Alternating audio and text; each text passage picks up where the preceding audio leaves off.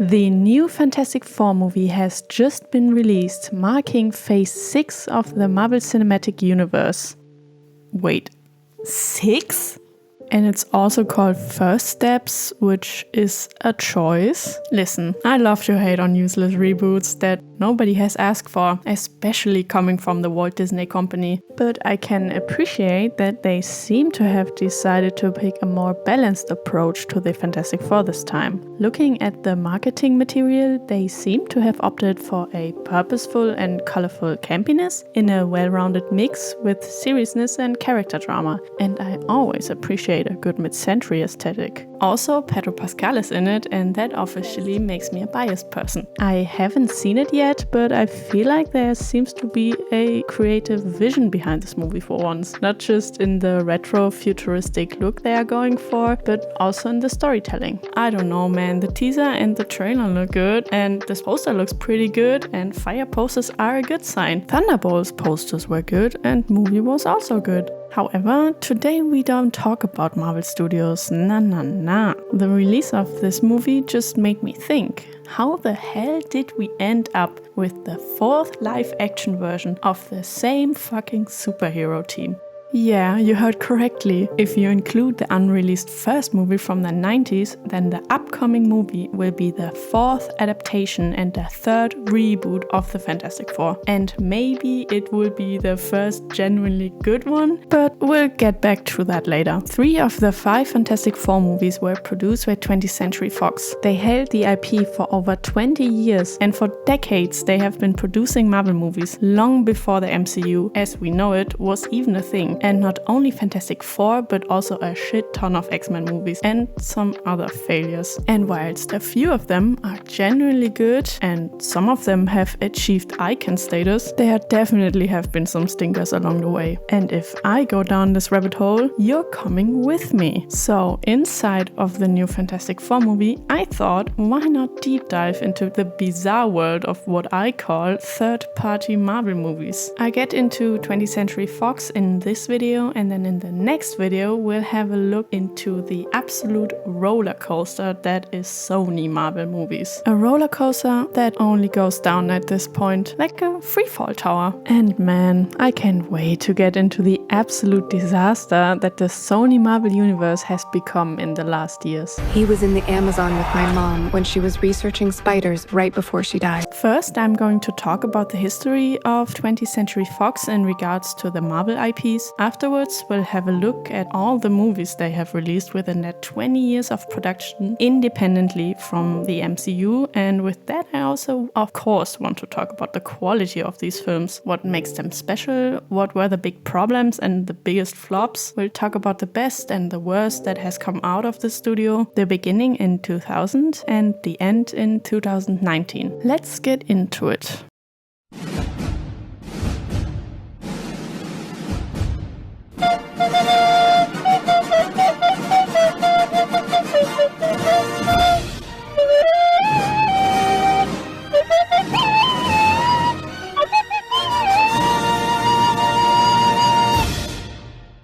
Part 1. The history of Fox Marvel movies. 20th Century Fox was founded on May 31st, 1935, as the result of the merger of Fox Film Corporation, founded in 1915, and 20th Century Pictures, founded in 1933. For over 80 years, it has been one of the major American film studios. Everyone knows them, at least from the intro.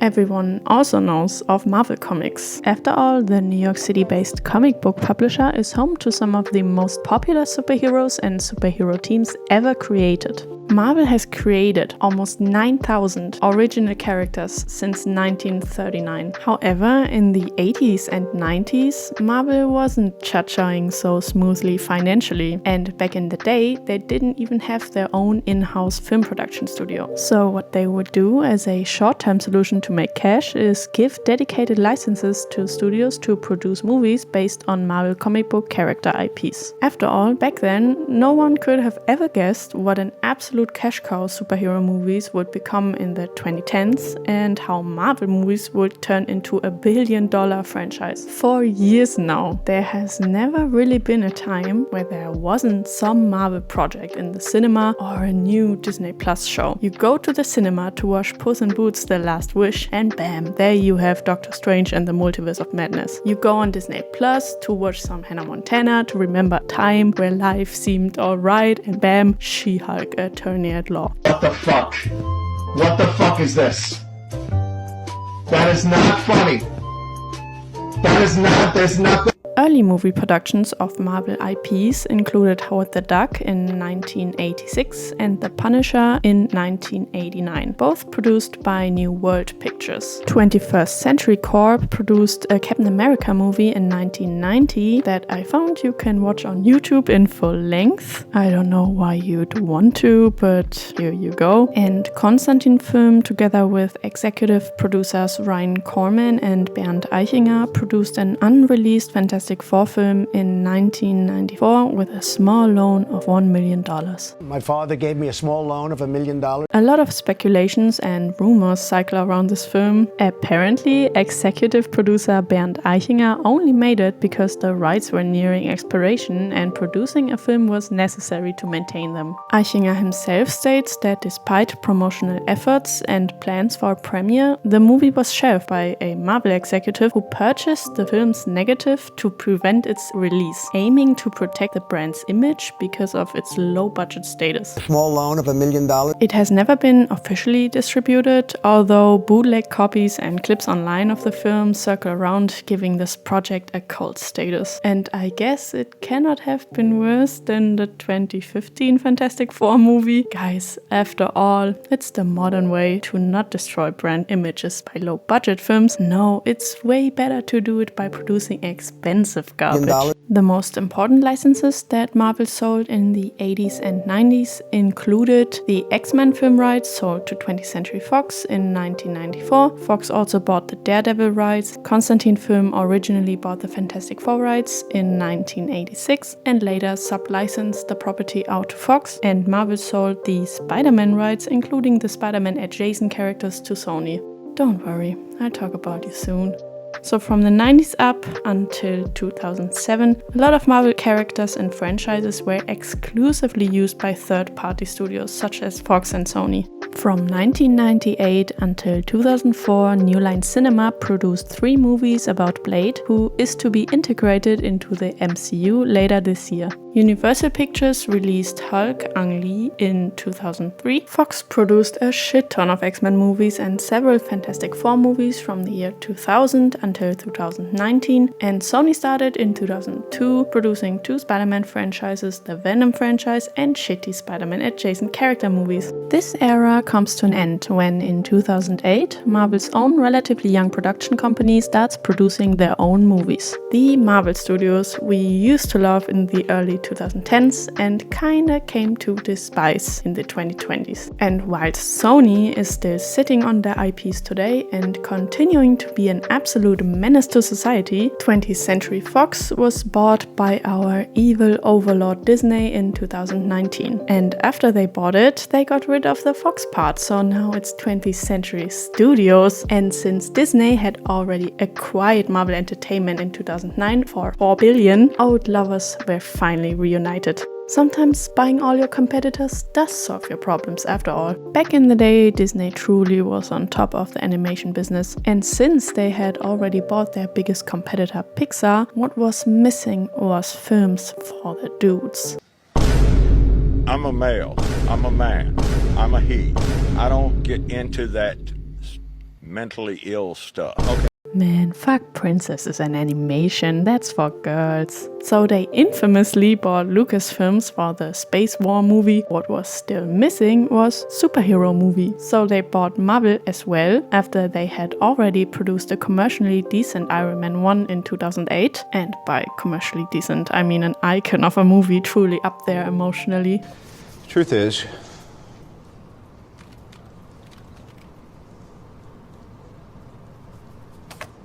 I am Iron Man. So when I talk about 20th Century Fox Marvel movies in the context of this video, I'm generally referring to the time span between the year 2000, where the first X-Men movie was released, and 2019, right before the Disney acquisition, with the last film being Dark Phoenix.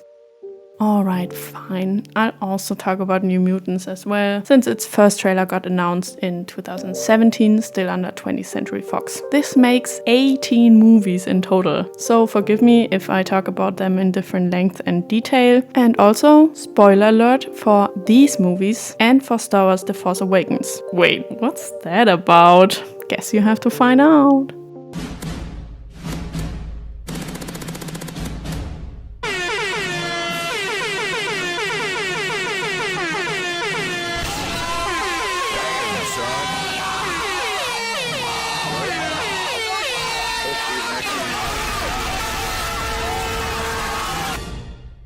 Part 2. Every 20th Century Fox Marvel movie. The first ever Marvel movie by Fox was X-Men 1, or simply X-Men, directed by Bryan Singer. It was released in July 2000, marking the big screen debut for the X-Men, after decades of popularity in comics and animation. Previous attempts to develop an X-Men film in the 90s originally stalled, until 20th Century Fox greenlit the project in the late 90s after the success of the first Blade movie. This movie did well both commercially and critically. With a worldwide gross of almost 300 million, this was a major commercial success for its time and proved superhero films could actually be mainstream blockbusters. Responsible for its success were, for one part, the frankly iconic casting. The movie first introduced none other than Hugh Jackman as Wolverine, who is not small like his comic counterpart, but Hugh Jackman. He would, as we all know later, become the face of the franchise. I mean, he would get 3 solo movies in the future, and he is still relevant today in the Deadpool MCU context. What X-Men also did differently than its superhero movie predecessors was its introduction of a more grounded, dramatic tone for superheroes, helping to reshape and modernize the genre itself. X-Men, the comic book story, is about mutants, humans born with the X gene that gives them unique superpowers, and a society that resents and fears them, treating them as outcasts, threats, or even weapons, and the X-Men as a team which was formed by Charles Xavier alias Professor X. And the film shows really well that the X-Men don't just have to battle villains, such as in this installment Magneto as the main antagonist, advocating for mutant superiority through the use of force, but also the world they live in that deems them dangerous. X-Men 1 successfully incorporates the most important X-Men themes like identity and self-acceptance, family, power and responsibility, and both societal and political prejudice through personal character arcs like Rogue's, who is a big focus point of this movie. In every human being, there's not many people that'll understand people like us. And then gets kinda useless later on. However innovative and daring the first X-Men movie was, from today's standards though, I must say it has aged quite a bit. And the overtly serious tone doesn't really help that. The fact that this movie takes itself so immensely serious despite having this obvious 2000s production, visual effects and aesthetic gives it a clearly unwanted campiness. It feels very cliched, although one has to remember that these things weren't really cliches back then. Plus, I think nostalgia really has its way with this movie. I can imagine it to be hard to watch for someone who has never seen one of the original X-Men movies. But considering that this film kickstarted a 10+ movie franchise, it deserves its icon status.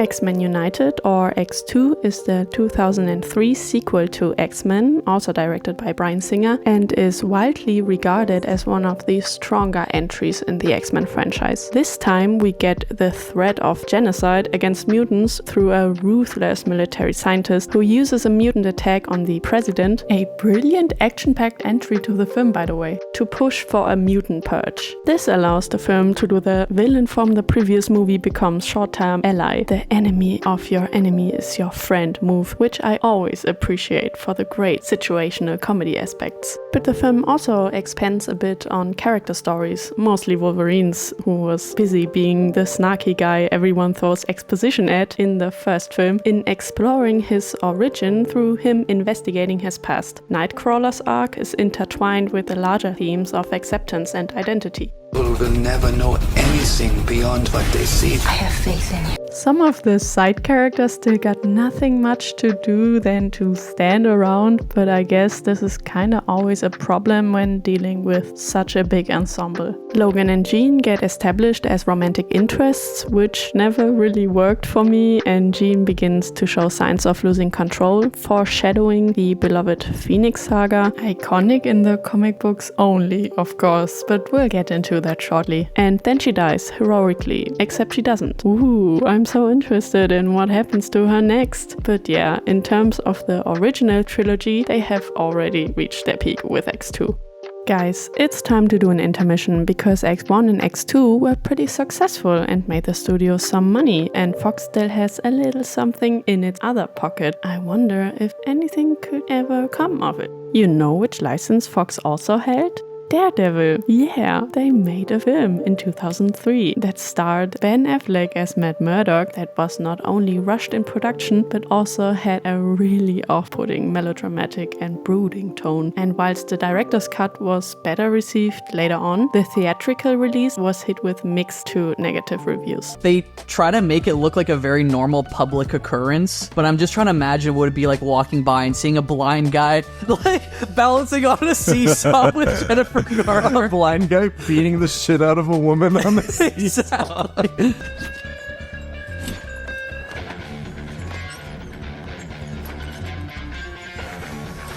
There is not a lot to say about this film and about the Elektra spin-off from 2005, which was a bad idea to begin with. Actually, there is, because the Elektra movie is one of the worst superhero movies in existence. Reportedly, Jennifer Garner didn't even want to do the film, but was contractually obligated after Daredevil, so we're off to a good start. Also, the movie went into production even before the script was finished. Yikes. Man, they just didn't give a shit about this film, and the weak script definitely didn't help. For a movie about assassins and ninjas, this movie is illegally bland, slow and uninteresting. No wonder Fox didn't bother to use the IP for a bunch of years to come. In fact, they attempted to produce a new Daredevil film later in 2011, obviously to keep the rights from reverting back to Marvel, because that has become their shtick by then. But the project stalled, and in 2012, the deadline to begin production passed, so the film rights officially reverted back to Marvel, who rubbed their hands in excitement and released a Daredevil Netflix show in 2015, which was also tonally more on the dark side, but turned out to be actually pretty good. I remember liking the show a lot back in the day, until all Marvel Netflix shows got cancelled in 2018 because Disney prepared to launch Disney Plus, and that naturally means they have to fully incorporate Daredevil into the MCU. But I am stepping out of the chronology. The only thing important to know in regards to Daredevil and Fox is that they fucked it up so bad they literally lost it. But back to the timeline, we are actually still in 2005. Don't Ya by the Pussycat Dolls is on the radio, a weird website called YouTube is launched, and Microsoft is about to release the Xbox 360. So, Fantastic Four, directed by Tim Story, is up next. This is, as we have already established, not the first Fantastic Four movie in existence, but the first released one. The story follows 4 astronauts who are exposed to cosmic radiation during a space mission, granting them superpowers that radically change their lives. They have to tackle their unwanted change, the media attention, and their interpersonal relationships also play a central role. Whilst I appreciate that Fox didn't just also slap the same dark, self-serious tone on this movie that has worked previously on X1 and 2 and didn't at all with Daredevil and Elektra, I gotta say, this movie is so fucking goofy, it's incredible. Unlike The Incredibles though, who did the whole family with superpowers way better just short shortly before. It feels like a proper superhero movie, like the 90s kind of campy, jokey, comic booky, over-the-top action comedy blockbuster movie type. And honestly, it's pretty bad and heavily flawed, especially in the script department, but it's also pretty fun. I mean, if you want a really trashy 2000s movie to turn off your brain, this movie is honestly a good time. Despite this version of Doctor Doom being a total mess, the special effects being incredibly uneven, and the dialogues being really bland, this is not that hard to watch, honestly. I feel like they play a lot with the superpowers of the four main characters, even if it's pretty dumb sometimes. Chris Evans at this time was still in his dumb, thick, blonde era, and he did it well. You know, it's amazing. For an 80-year-old woman, you'd be surprised. You are Trouble. Trouble is my middle name. Oh, you're hot. Why, thank you, so are you. And I'm not afraid to cry. Not every joke lands, but there is a lot of humor in this film that I appreciate. Also, this movie was commercially pretty successful, especially for 2005 standards, making it the best performing Fantastic Four movie to this day. But I have the strong feeling that First Steps will surpass it this year. But back to the X-Men. Wake up, we have a trilogy to finish. X-Men The Last Stand comes out in 2006. And we've got a director switch. Brett Ratner replaced Bryan Singer for the finale of the trilogy, and he really said, "Pump up the action, pump up the drama, pump up the deaths." And whoops, this becomes the first X-Men film to receive negative reviews. This movie is all over the place. The tone is completely off, as dark as it gets, but so fucking corny at the same time. The third movie is about a serum that can cure mutants and thus makes Magneto really, really mad. So he's the villain again. I guess sometimes your enemy is your enemy after all.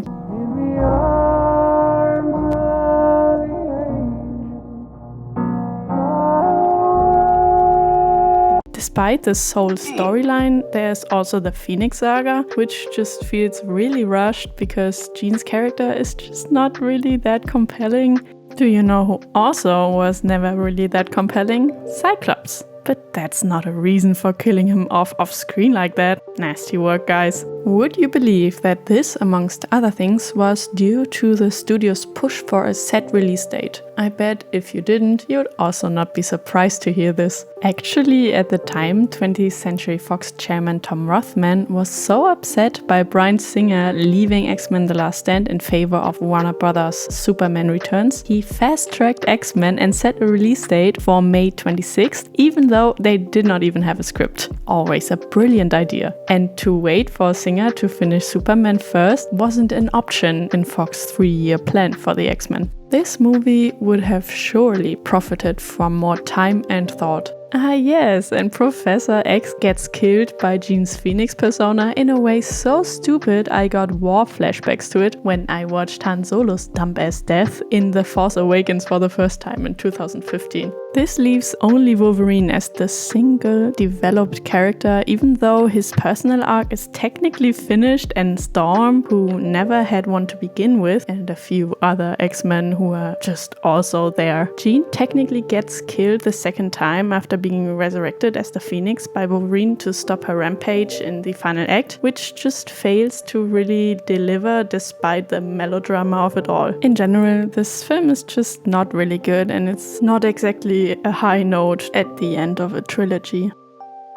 Okay, enough of this mess. Let's go to the next mess. Fantastic Four: Rise of the Silver Surfer came out in June 2007, with Tim Story returning as the director. The Fantastic Four faced their biggest cosmic threat yet, the arrival of a mysterious alien called the Silver Surfer, who is the herald of a planet-consuming entity, Galactus, who is a big cloud in this movie. The arrival of the Silver Surfer is what the new film gets into right away. Only the Silver Surfer is a woman now. Yay, girl boss, woo! And I'm being honest right away, I never liked the Silver Surfer as a character. The concept of him or her, yay, girl boss, woo! being a herald is kind of cool, but the whole design of this character is so fucking dumb and goofy. I'm sorry. He is surfing through the galaxy on a silver fucking surfboard. It looks so dumb, but I know that this character is genuinely liked and they did a good job in the movie with him. He is kind of the highlight of this film. So they continue the comic booky one-liner joke tone mixed with a heavy focus on romantic drama, which is kind of a bore. They do the haha naked woman joke again. They do the haha he stretchy joke again. They do the haha he a dick joke again. It gets a bit old. This film opened at number 1 at the box office but dropped quickly. It made less than the 2005 film despite the bigger scope. I feel like these two films are a overall pretty alright 2000s duology, not trilogy, because this was already it. The films never did well critically, and since the first movie already hit peak commercially, whilst the second one fell off despite having the Silver Surfer in it, and thus fan interest declined and the trust in a well-performing third installment faded. Fantastic Four 3 was stalled alongside a Silver Surfer solo spin-off that was already announced and even scripted. The momentum behind the Fantastic Four fizzled out completely by the late 2000s, and Fox pivoted towards continuing its more successful X-Men franchise, including spin-offs that we will get into now. The first X-Men solo spin-off was X-Men Origins Wolverine in 2009. See how they wanted to make that a thing? Also, despite X2 already delving into his past? Man, I kinda wish there were more characters in the X-Men. Fox probably just thought Wolverine is popular and the people love Hugh Jackman, and he's in for it, so let's go. Too bad this film was critically kinda hated despite performing alright at the box office. And it really is a shit movie. Personally though, I have a weird love-hate relationship with it. I kinda remember enjoying it when I was younger despite always knowing that it was kinda bad. It sets out to discover Wolverine's childhood in the 19th century, how he fought in various wars across history, his recruitment and the program which gave him his iconic adamantium skeleton, and also the turbulent relationship with his brother.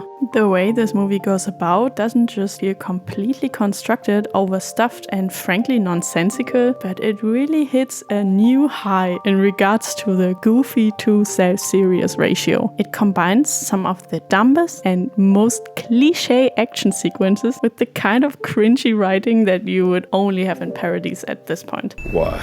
Why? It is painfully uncool and overuses plot coincidences to the moon and back. Not only did they fuck up character continuity with the character of Sabretooth, who had already appeared in X1 as a random antagonist and turns out to be Logan's brother now, they also infamously committed one of the worst character assassinations in movie history in making beloved comic book icon Deadpool a goofy-ass looking weirdo, stripping him of any personality from the comic books by sewing his mouth shut and then killing him off like it's nothing. And it looks so incredibly bad. It really makes you think CGI always gets worse with time. This movie looks horrendous, despite it constantly shoving tacky action sequences in your face. It really belongs to the worst of the worst that Fox has ever put out. Next up is X-Men First Class from 2011, and this film has always been my personal fave in the whole franchise. It is a soft reboot / prequel, and it kinda revived the franchise. I feel like if this would have tanked, Fox might have given up at least for the years to come. But Matthew Vaughn as the director really managed to find a good tone for this film that's set primarily in 1962 during the Cold War, which ties into the story pretty well. They even used the Cuban Missile Crisis as a setting for the third act, and it works. I think it is actually crazy that this movie worked. You get the young versions of Charles Xavier, played by James McAvoy, and Magneto, played by Eric Fassbender, and not only are their origin stories written in a compelling and interesting way, they also have an insane chemistry. I find that both of them are not very dynamic characters in the old movies. They are kind of already two different sides of a coin, if you will. However, in this film, they struggle. They are flawed, full of youthful idealism that that they don't really know what to do with yet. The direction is strong and feels fresh compared to the previous projects. The writing feels more modern and emotionally rich, definitely character driven and not just in regards to the arc of one or two characters. I said the real Raven.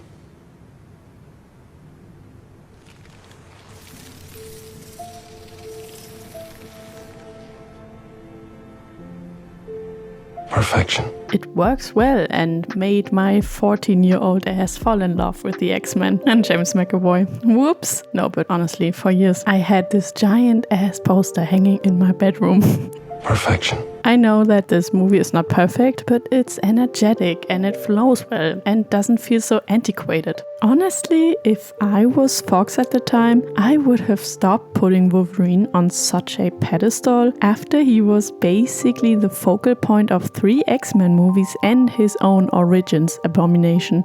It is absolutely wild to me that they gave him yet another solo movie in 2013, creatively called The Wolverine and directed by James Mangold. But this is actually a pretty solid story despite being a bit forgettable. I mean, I legit forgot this movie existed. I think the decision for Japan as the movie's primary setting was a refreshing one, and taking his ability to self-heal away actually makes for more interesting stakes for Wolverine as a character, who most of the time just feels way overpowered. This movie was praised for its focus and direction, even though the final act shifts into a more generic comic book fight, which is a bit disappointing. Despite its issues, it was a major step up from Origins and helped set the stage for Logan in 2017, the most recent Wolverine solo film that is widely considered to be one of the best superhero films ever made, but more on that later. Do you remember how I said X-Men First Class shouldn't have worked? Well, X-Men Days of Future Past from 2014 shouldn't have worked even less. It is crazy to me how they managed to put both the old and the new cast together in a single film and made it actually work narratively. It united both timelines in a time travel epic, making it arguably the most ambitious X-Men movie. Turns out it's also one of the best.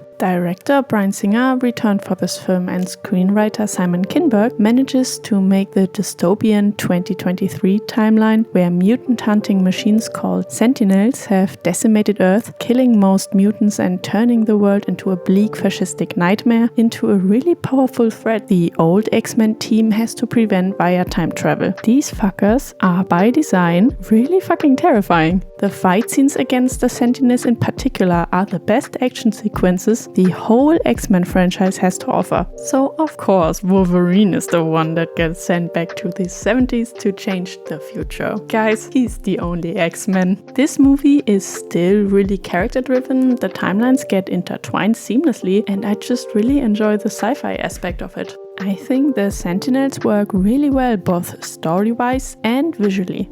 Also, look at this cool Steelbook Blu-ray that I bought back in 2014 when Blu-rays were still a thing. Guys, I think there's Hugh Jackman in this movie. Also, I cannot possibly speak about this movie without mentioning the iconic and beloved Quicksilver slow motion sequence to Time in a Bottle. Listen, back in 2014, I also had a crush on Evan Peters, so I immensely enjoyed him being in this film, and the Pentagon scene is just a joy to watch. I just don't think about how fucking overpowered this character actually is.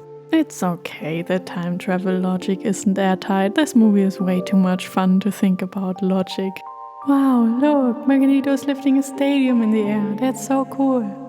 Ding dong, it's the 2010s. The Fantastic Four rights are about to expire again. We can't let what happened to the Daredevil IP happen again. You know what that means. This one is a real stinker, guys. So much so that I never watched it until the making of this video, even though in 2015 I was still down bad for Marvel movies. The Fantastic Four reboot from 2015, or Fan 4 stick, already looks ass from afar. And now at last, the Fantastic Four also get dark, grounded and serious. Color is cancelled. On Wednesdays we wear black. This is not brooding enough. This movie focuses on body horror, isolation, and government exploitation with almost no humor or family dynamic and a generally younger team, a major shift from the previous versions. The horror aspect is, whilst being risky for sure, not a necessarily terrible idea I think, but man, this movie just sucks ass. Like The Thing's ass, which is out constantly. Why the heck doesn't he wear pants? Who chose this? It's fantastic.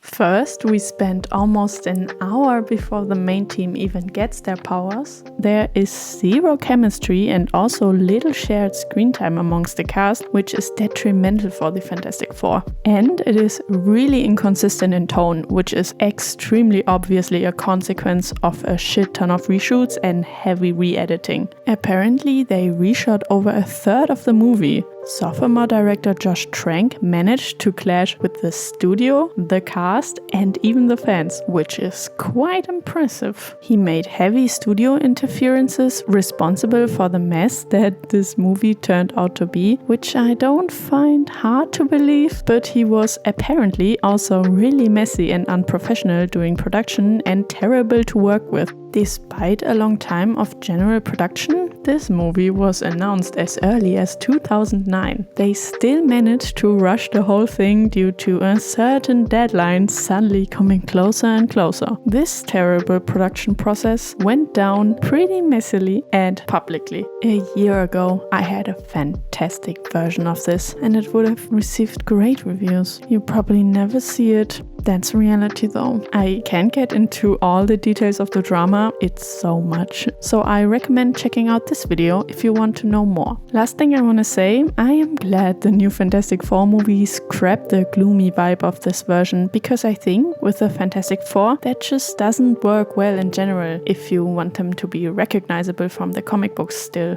Okay, we're done now with the Fantastic Four. Let's get the last X-Men properties out of the way. You remember how I said it is crazy how First Class worked as a film, and even more crazy how Days of Future Past worked? Well, I feel like X-Men Apocalypse, the 2016 prequel to the sequel films, definitely could have worked, but it didn't. Always subverting expectations. I see what you're doing there, Fox. And unfortunately, the goodwill for the X-Men movies that Days of Future Past secured flew out of the window again with this film. Apocalypse is not a very interesting villain to begin with, and this film is not nearly as fun as its two predecessors. The plot is bloated. We've got yet another uninteresting version of Storm. When will they do her justice? Also guys, the Quicksilver slow-mo scene where he saves mutants from the burning school building to Sweet Dreams really didn't work a second time. You cannot do the same thing twice and then expect me to be hyped up again. Just kidding, it was amazing and I watched it way too many times on YouTube back in the day. Do you know what didn't work the second time around? The Dark Phoenix storyline. But imagine how tired we are. Imagine how tired we are of it. I know that we still have Dark Phoenix to talk about, but the saga got hinted at in this movie already, and boy oh boy, I don't think anyone was looking forward to seeing that being butchered for the second time. So yeah, this film fell deep because of the quality of Days of Future Past, and honestly, it really doesn't get better anymore from here. In February of 2016, Fox also releases a little movie called Deadpool. Deadpool, you say? I don't know that guy. Do you mean Wade Wilson from X-Men Origins Wolverine? The guy who got his mouth shut up and then got killed off by Wolverine? Hold up. Did this just say Troye Sivan? This is how I learned that he was in this movie? Yeah guys, so we might have made an oopsie, cause it turns out he's kinda a beloved Marvel character and he's also kinda known to be talkative and annoying. The story behind this movie is actually pretty cool. In 2014, a 2-minute test footage for a Deadpool project got leaked. Oh, hello there. I bet you're wondering why the red suit. Well, that's so bad guys can't see me bleed. Guys, he could talk. Fox was naturally hesitant to put money into an R-rated Deadpool movie, but this clip did something. Some people are convinced that it was Ryan Reynolds himself who leaked the footage. He himself once said that he is 70% sure it wasn't him, and since admitted that he assisted with the leak. He always liked the character and stated that he tried to warn Fox executives even back in the day that the X-Men Origins Wolverine interpretation of Deadpool would heavily irritate fans. And I just said, I'll do it, but it's the wrong version. It was, Deadpool wasn't correct in it. The script that we had, it just said, Wade Wilson shows up, talks really fast. I was like, what?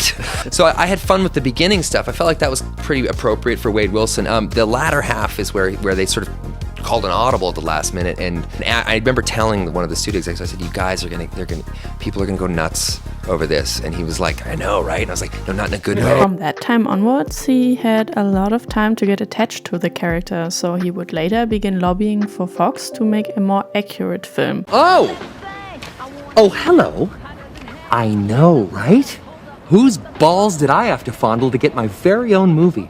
It was the online response that was so overwhelmingly positive that just weeks after the leak, Deadpool was greenlit, though only with a budget of less than 60 million, which is very low for a superhero film. But Deadpool turned out to be the highest grossing R-rated movie of its time. Guys, I guess sometimes the old men leading film studios just need to be pushed to their luck. Deadpool is the story of Wade Wilson, a former Special Forces operative turned mercenary. He is diagnosed with terminal cancer and thus undergoes an experimental treatment at a shady lab that tortures him, leaving him immortal and unkillable but grotesque looking. Motherfucker, you are hard to look at. Like a testicle with teeth. You look like Freddy Krueger face-fucked a topographical map of Utah. Exactly. This movie serves as a well-done origin story and turns into a revenge mission. And it works really well. The humor was instantly praised for matching the comic books. The movie was also an extremely refreshing change from the usual Fox superhero slop due to its fourth wall breaks and meta humor, self-aware satire of superhero cliches and the X-Men universe. McAvoy or Stewart? These timelines are so confusing. Faithfulness to the comics and overall boldness. Well done, old man. It's 2017. Time to give solo X-Men movies another shot. Let's see who we can make this about. Wolverine! God damn it. Logan, directed by James Mangold, is widely regarded as one of the greatest superhero films ever made, and a lot of people put it on top of their X-Men movie rankings. And whilst I agree that this movie is pretty good, I wouldn't rank it above X-Men First Class and Days of Future Past, with my main argument being that this is not a true X-Men ensemble movie. Set in the year 2029, Logan takes place in a bleak future where mutants are nearly extinct, and not only Logan is weary and sick, but so is Charles Xavier, whose telepathic powers have become dangerously unstable with time, even leading to him accidentally killing several X-Men during a psychic seizure years earlier. You can feel that this movie is inspired by westerns. The world is as gritty and unforgiving as ever, which is also highlighted through the R-rated violence that Fox just recently learned they can actually have. At its core, this is a story about mortality, legacy, and trauma, and also a sort of tragic father-daughter story. This movie was in fact so mature and well written, it was even nominated for Best Adapted Screenplay at the Oscars, a historic first for a superhero film. In 2018, Deadpool 2 gets released by the director of John Wick and Atomic Blonde, and Ryan Reynolds joins the writer's table. After tragedy strikes Wade's personal life, he tries to find meaning and purpose. He meets a troubled young mutant being abused at an orphanage. When Cable, a time-traveling cyber soldier, arrives from the future to kill the boy, who will eventually become a mass murderer, Deadpool forms a team, the X-Force, to protect him. Whilst retaining the same level of gags and violence, this movie is certainly a bit more dark and emotional than the first film. However, the story manages to balance Deadpool's emotional growth with absurd comedy and gory action. At this point they, meaning Fox, just let him do his thing, since he previously made them a lot of money and also has already become mainstream at this point. My personal favorites from this film include the X-Force formation. The pure chaos of it reminded me of my old pen and paper role-playing adventures. Also, everything to do with Cable and time traveling and Deadpool fixing the timeline in the post-credit scene where he just straight up kills the demons of his past. Don't scratch! Just cleaning up the timelines. Also, back when I watched this film in the cinema, some guy from the staff got dressed up as Deadpool and did a whole dance performance on stage and just randomly kicked popcorn buckets out of people's hands. Man, that was a good time. X-Men Dark Phoenix, just Dark Phoenix from 2019 is the final installment in the mainline Fox X-Men saga, and it's honestly sad how much it ended the franchise on a low note. In regards to Jean Grey's story and as a overall movie, it disappointed fans and critics yet again, apparently losing the studio $133 million and putting the final nail on the coffin that is the X-Men time continuity. So they look like this in 1992, but like this in 2000? Alright, dog. I think at this point the Dark Phoenix saga is simply cursed and turns extremely melodramatic every goddamn time. This time Jean Grey is struck by a mysterious cosmic force during a rescue mission in space, which greatly enhances her power, making her ultimately grow uncontrollable and dangerous, and forcing the X-Men to decide whether to save their friends or stop her, putting them at odds with each other. We are yet again hit with an emotionless, vague alien villain played by Jessica Chastain. Whilst I find this movie is an alright Civil War-esque conflict with some decent emotional scenes, it really falls on its head in the third act. Turns out listening to Charles Xavier would have been actually a helpful thing, because once Jean reads his mind and understands why he lied to her, her rampage is immediately over. Charles in general made a weird decision in holding back Jean's memories from her, and it really doesn't work with his established character. Despite giving the Dark Phoenix story more time than Last Stand, that really just did the bare minimum, this movie still didn't manage to bring the complexity and emotions of the saga to the screen successfully. Also, it didn't help that the Disney acquisition of 20th Century Fox was around the time before the release of Dark Phoenix, which I imagine was also a reason for the half-baked marketing for this movie. Also, I think a lot of the actors at this point didn't really burn for the franchise anymore. I feel like a lot of them were actually kinda glad it's finally over.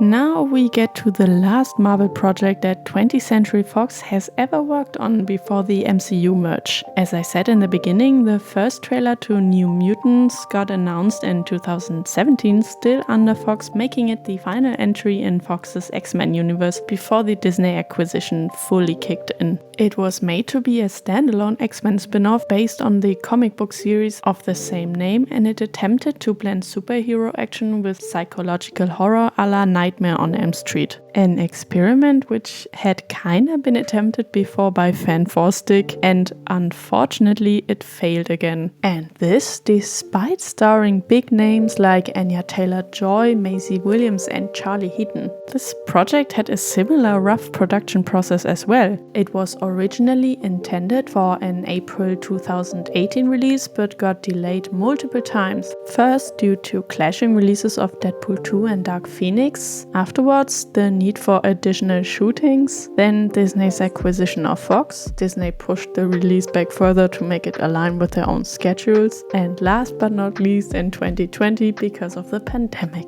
Despite being originally conceptualized as a film with heavy horror influences, director Josh Boone was forced to keep things inside the PG-13 limits that Fox, striving more towards a young adult thriller, had set for him. The filming itself reportedly went relatively smoothly. However, when Fox saw the success of It, that became the highest grossing horror movie ever in 2017, right before their money-hungry eyes, they said, let's horror up this bitch. They released a trailer that turned out to entail scenes that didn't even make the final cut, and then they forced Boone to reshoot substantial parts of the film. When Disney inherited the New Mutants, they were reportedly pretty unimpressed and didn't expect much to come of it. They scrapped the reshoots and stuck with the subdued Fox version of the film. When it finally released in August 2020, 3 years after the begin of principal production, it was dumped into theaters because of a contractual obligation with minimal promotion and a pretty lukewarm response, ending the Fox universe not with a banger but a whimper.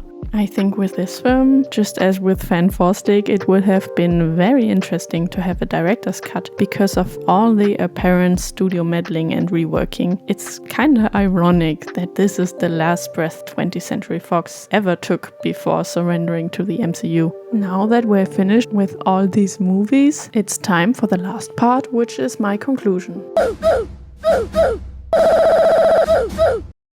While some Fox-produced Marvel films were critically acclaimed, a large number of them were poorly received, especially compared to the consistent success of Marvel Studios' MCU before it also went to shit. The main reasons for this that I've come across while making this video are the following. Fox always lacked a unified long-term storytelling plan like Marvel Studios' Kevin Feige-led MCU. The tone, character arcs, and continuity often shifted wildly between films, kind of like the DCU. Some were too serious, others leaned too hard into camp. Deadpool worked, for example, because it embraced its own irreverence and had a clear tone from the start. Fox was also, as we have seen, notorious for meddling into the production process of its projects. Many of the movies felt rushed or half-baked, often due to rushed production processes or a lack of care. As we have seen, Fox regularly pushed films out to retain rights. And despite always having had great characters in their hands, Fox often failed to do them justice, having them either become flat or misused when compared to their comic book counterparts. A lot of well-known and beloved X-Men have been completely sidelined from the beginning. Some had their story butchered twice or even got their mouth completely shut at some point, despite canonically being known as the Merc with a Mouth. I mean, at least they fixed that 7 years later, after everyone begged them for it.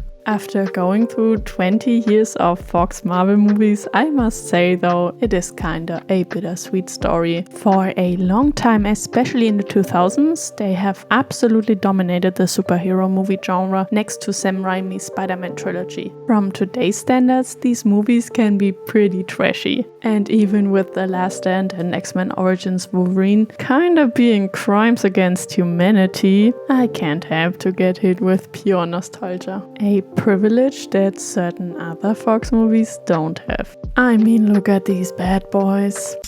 The one, the con. The 2, 1, 2, the cunty 1. The cunty, the con. Just the con. And they definitely showed that superhero movies absolutely can become the massive commercial powerhouses they are today. But even with early attempts at a wider scaled franchise, the quality of Fox superhero movies was just always an up and down. Tonally and also in terms of franchise continuity, kinda like the MCU is today. But as I said, some of these movies were really fucking good. With some of them you could really feel the creative vision and the craftsmanship. And I genuinely wish the X-Men would have ended on a high note instead of losing their steam like they did. With Daredevil and the Fantastic Four, the whole retaining rights thing was really prevalent, which unfortunately showed most of the time and led to the release of some of the worst superhero movies Fox and anyone ever has put out. They sadly never really figured out how to handle these IPs correctly, even if I stand by my opinion that the old Fantastic Four movies are iconic. Let's see what Mickey Mouse does to the properties now that the once toxic exes are reunited, because one thing is for sure, our evil overlord will not cease to milk the cash cow dry. And with that, this video finally comes to a close. I hope you found it interesting. This has been a massive rabbit hole for me for the past weeks, and now I will sleep a bit before I will take a look into Sony. Guys, I'm excited. Get ready for a lot of amazing Spider-Man apologist takes. But until then, this hamster thanks you for watching.